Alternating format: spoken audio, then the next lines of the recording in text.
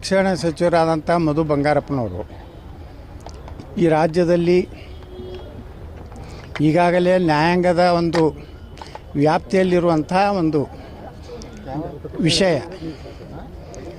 ಇವತ್ತು ಅವರಿಗೆ ಬುರ್ಕಾ ಹಾಕ್ಕೊಂಡು ಬರಲಿಕ್ಕೆ, ಹಿಜಾಬ್ ಹಾಕ್ಕೊಂಡು ಬರಲಿಕ್ಕೆ ಅವರಿಗೆ ಅವಕಾಶ ಕೊಟ್ಟರು ಶಿಕ್ಷಣ ಸಂಸ್ಥೆಗಳಲ್ಲಿ. ಅದೇ ರೀತಿ ಕೇಸರಿ ಶಾಲ್ ಹಾಕ್ಕೊಂಡು ಬರಲಿಕ್ಕೆ ನಿಷೇಧ. ಮತ್ತು ಯಾವುದೇ ಒಂದು ನಮ್ಮ ಶಿಕ್ಷಣ ಇಲಾಖೆಯಲ್ಲಿ ಸಮವಸ್ತ್ರದಾದಂಥ ಒಂದು ಅದರದೇ ಆದಂಥ ಒಂದು ಡ್ರೆಸ್ ಕೋಡ್ ಇದೆ. ಆ ಡ್ರೆಸ್ ಕೋಡು ಆಯಾ ಶಿಕ್ಷಣ ಸಂಸ್ಥೆಗಳು, ಆಯಾ ಸರ್ಕಾರಿ ಶಿಕ್ಷಣ ಸಂಸ್ಥೆಗಳು ಈ ಡ್ರೆಸ್ನಲ್ಲಿ ಬರಬೇಕಂಥೇಳಿ ಅವರೊಂದು ನಿಯಮ ಮಾಡ್ಕೊಂಡಿರ್ತಾರೆ. ಅದರಿಂದ ಮಕ್ಕಳಲ್ಲಿ ಒಂದು ಸಮಾನತೆ, ಮಕ್ಕಳಲ್ಲಿ ಭೇದ ಭಾವ ಇಲ್ಲ, ಎಲ್ಲ ಒಂದೇ ಥರನಾದಂಥ ಡ್ರೆಸ್ ಹಾಕುವಂಥದ್ದು ಒಂದು ಪದ್ಧತಿ ಏನಿದೆ, ಇದು ಭಾಳ ವರ್ಷಗಳಿಂದ ಬ್ರಿಟಿಷರಿದ್ದಾಗಿನಿಂದಲೂ ಇದೊಂದು ಶಿಸ್ತಿನ ಒಂದು ಪ್ರತೀಕವಾಗಿ ಇವತ್ತು ಇತ್ತು.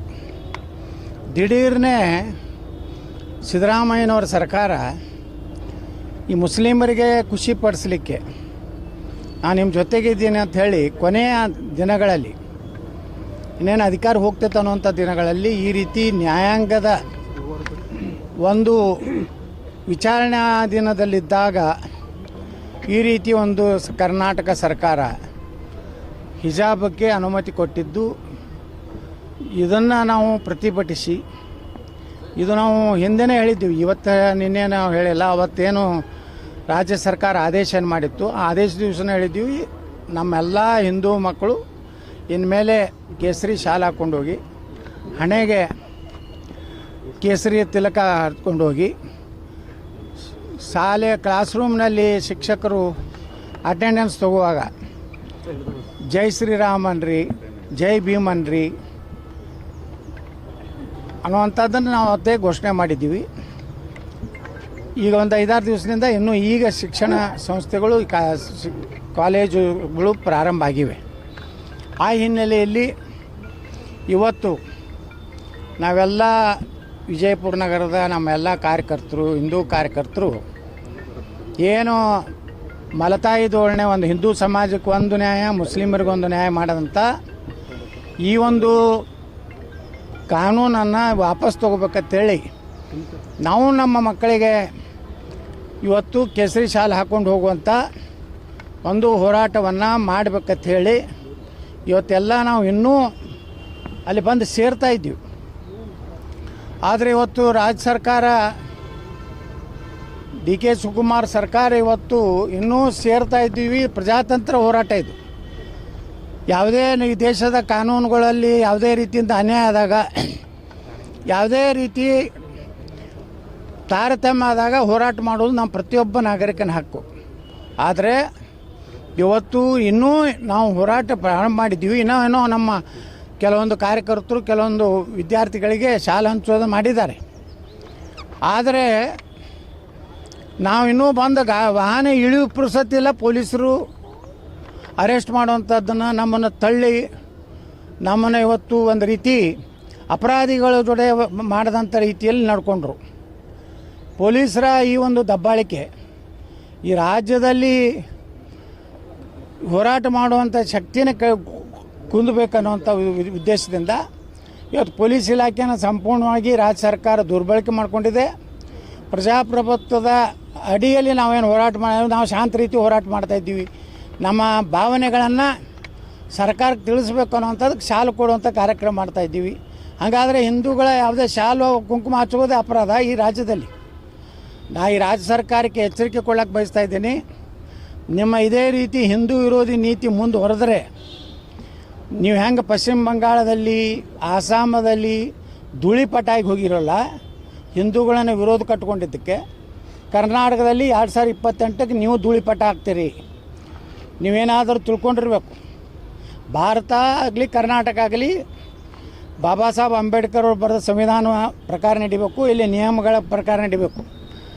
ಇಲ್ಲಿ ಸೋನಿಯಾ ಗಾಂಧಿ, ರಾಹುಲ್ ಗಾಂಧಿಯ ಸಂವಿಧಾನ ನಡೆಯೋದಿಲ್ಲ. ಇಲ್ಲಿ ನಡಿಬೇಕಾಗಿದ್ದು ನಮ್ಮ ಬಾಬಾ ಸಾಹೇಬ್ ಅಂಬೇಡ್ಕರ್ ಅವ್ರದ್ದು ಮತ್ತು ನಿಯಮಗಳು, ಹಾಕ್ಕೊಂಡಂಥ ನಿಯಮಗಳು. ಅದನ್ನು ಬಿಟ್ಟು ನೀವು ಬೇಕಾಬಿಟ್ಟಿಯಾಗಿ ನೀವು ಏನು ಬೇಕಾದರೂ ಮಾಡಿದ್ವಿ, ಮುಸ್ಲಿಮರ ತುಷ್ಟೀಕರಣಕ್ಕೆ ಒಂದು ರೀತಿ ಅತಿ ಅತಿ ಬಹುಶಃ ದೇಶದಲ್ಲಿ ಎಲ್ಲೂ ಇಲ್ಲ. ಮಮತಾ ಬ್ಯಾನರ್ಜಿ ನಂತರ ಕರ್ನಾಟಕದ ಈ ಸರ್ಕಾರ ಆ ರೀತಿ ಅತಿರೇಕವಾದಂಥ ನಿರ್ಣಯಗಳನ್ನು ತಗೋತಾ ಇದ್ದೀರಿ. ಮತ್ತು ಇನ್ನು ಮುಂದೆ ಏನಾದರೂ ತಿಳ್ಕೊಂಡಿರ್ಬೇಕು ನೀವು.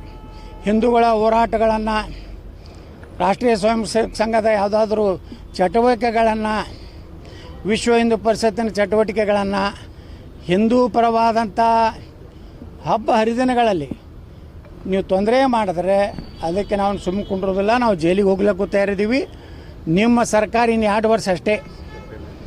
ನೀವು ಹುಷಾರಿರ್ರಿ. ಇದೇ ರೀತಿ ಆದರೆ ರಾಜ್ಯದಲ್ಲಿ ದಂಗೆ ಹೇಳ್ತದ ಅಂತ ಎಚ್ಚರಿಕೆನೇ ರಾಜ್ಯ ಸರ್ಕಾರ ಕೊಡ್ಲಿಕ್ಕೆ ಬಯಸ್ತಾ ಇದ್ದೀನಿ. ಇವತ್ತೇನು ಪೊಲೀಸ್ ಇಲಾಖೆದವರು ನಮಗೆ ಈ ರೀತಿ ಯಾವುದೇ ಇದು ಇರಲಾರ್ದೇ ಅವತ್ತು ಕರ್ಕೊಂಡು ಬಂದು ನಮ್ಮನ್ನೆಲ್ಲ ಜೀಪ್ನಲ್ಲಿ ಟೆಂಪೋದಲ್ಲಿ ತಳ್ಳಿ ಹಾಕಿ ನಮ್ಮನ್ನೆಲ್ಲ ಏನು ಮಾಡಿದ್ದಾರೆ ಇದನ್ನು ನಾನು ತೀವ್ರವಾಗಿ ಖಂಡಿಸ್ತೇನೆ. ಇದು ಇಲ್ಲಿಗೆ ನಿಲ್ಲುವುದಿಲ್ಲ. ನಮ್ಮ ಹೋರಾಟ ನಿರಂತರ ಇರ್ತದೆ. ನಾ ಇಡೀ ರಾಜ್ಯದ ನಮ್ಮ ಎಲ್ಲ ಹಿಂದೂ ಏನು ವಿದ್ಯಾರ್ಥಿನ ಕರೆ ಕೊಡ್ತೀನಿ. ಎಲ್ಲರೂ ಸ್ವಯಂ ಪ್ರೇರಿತರಾಗಿ ಇನ್ಮೇಲೆ ಕೇಸರಿ ಶಾಲೆ ಹಾಕ್ಕೊಂಡು ಕಾಲೇಜಿಗೆ ಹೋಗ್ಬೇಕು.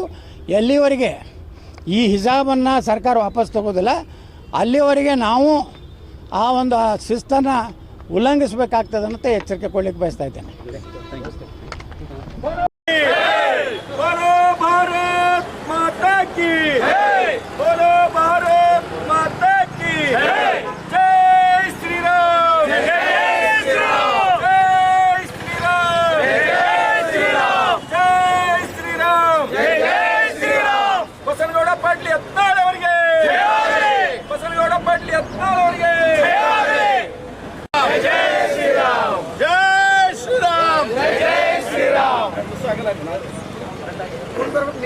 ಹಿಜಾಬ್ ನಿಷೇಧಿಸಿ,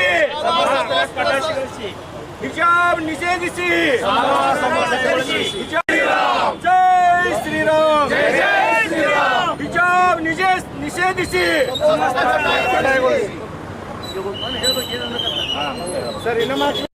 ನಿಷೇಧಿಸಿ ನಿಷೇಧಿಸಿ ನಿಷೇಧಿಸಿ ನಿಷೇಧಿಸಿ बोलो भारत माता की जय. निषेधिಸಿ ನಿಷೇಧಿಸಿ ನಿಷೇಧಿಸಿ ನಿಷೇಧಿಸಿ ನಿಷೇಧಿಸಿ ನಿಷೇಧಿಸಿ